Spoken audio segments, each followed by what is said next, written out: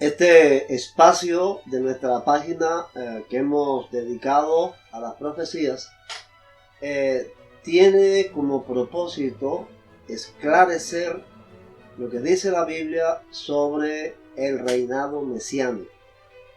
Es muy importante dicho esclarecimiento por dos razones.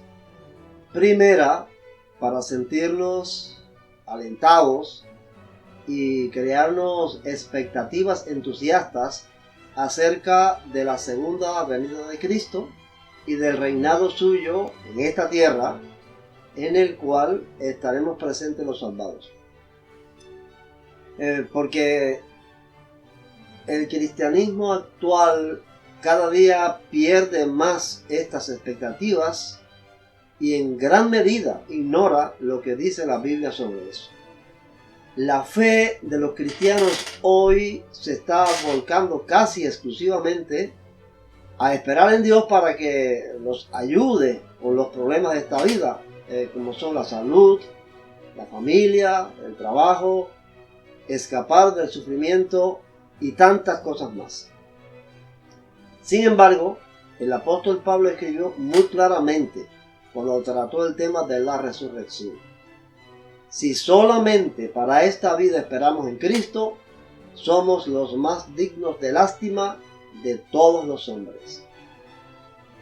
Bueno, la segunda razón por la cual son necesarias estas aclaraciones o estos esclarecimientos es porque nos enteramos cuando leemos en segunda de Tesalonicenses el capítulo 2 y los versículos del 1 al 12 y otras escrituras más, que antes del fin del mundo y del reinado mesiánico verdadero habrá una gran apostasía y se manifestará el hombre de pecado, el hijo de perdición, el cual se opone y se levanta contra todo lo que se llama Dios o es objeto de culto, tanto que se sienta en el templo de Dios como Dios, haciéndose pasar por Dios. Escribe Pablo que el advenimiento de este impío es obra de Satanás e irá acompañado de hechos poderosos, señales y falsos milagros, y con todo engaño de iniquidad para los que se pierden por cuanto no recibieron el amor de la verdad para ser salvos. Pablo dice que por esto Dios les envía un poder engañoso para que crean en la mentira, a fin de que sean condenados todos los que no creyeron a la verdad, sino que se complacieron en la injusticia. A este impío el Señor lo matará con el espíritu de su boca y los destruirá con el resplandor de su venida. Cuando comparamos estas predicciones de Pablo con otras profecías que hay en Daniel, por ejemplo, y en Apocalipsis, entendemos que en el fin de los tiempos habrá de establecerse en la tierra el gobierno mundial de un personaje que se admite endosarle el título de anticristo. O sea, un gobierno global de un antimesías o falso mesías desde el templo de Jerusalén. Ahora bien, ¿por qué me atrevo a decir que este antimesías impondrá un gobierno global desde el templo de Jerusalén? Bueno, hay una breve frase en la profecía de Pablo que pasa inadvertida si no le prestamos atención. El apóstol escribe esto: que se sienta en el templo de Dios. Obviamente, el templo al cual se refería Pablo en aquella ocasión era el templo de Jerusalén, que todavía existía en el tiempo en que el apóstol escribió esta epístola. El apóstol escribió esta epístola alrededor del año 50 después de Cristo. También puedo contar con otra evidencia. En el griego del Nuevo Testamento hay dos palabras que se refieren al templo de Jerusalén. Una es Hieron, y esta palabra se usa para el templo en sentido general. La otra es nao, y se usa nada más que para referirse al lugar santísimo del templo. Ahora, la palabra que usa aquí Pablo en este texto que he leído es nao. Tenemos una dificultad para que esta predicción se cumpla.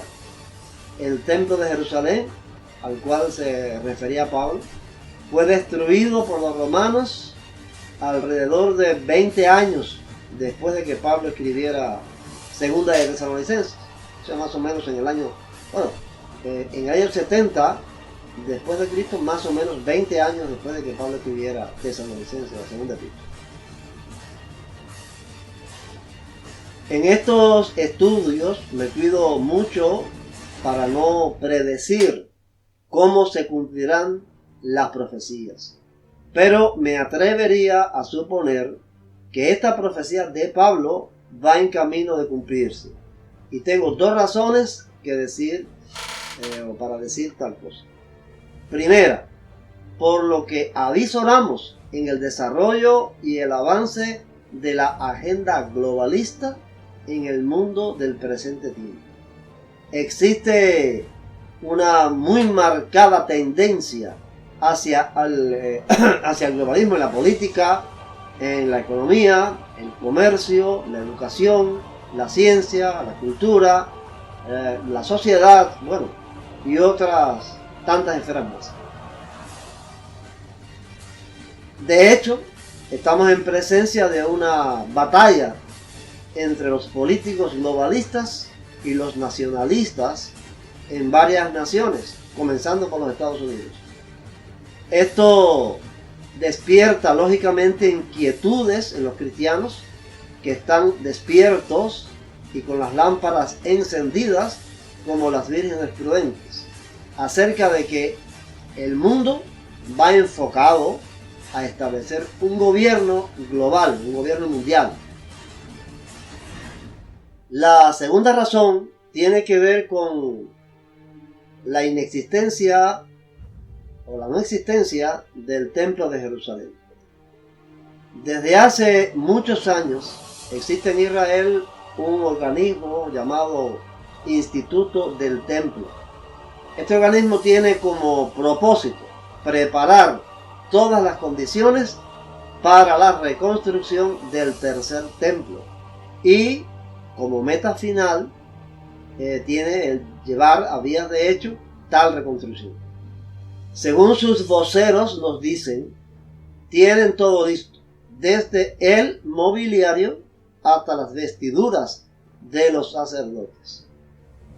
Con solo hacer una búsqueda en Google o YouTube vamos a encontrar abundante información sobre este proyecto.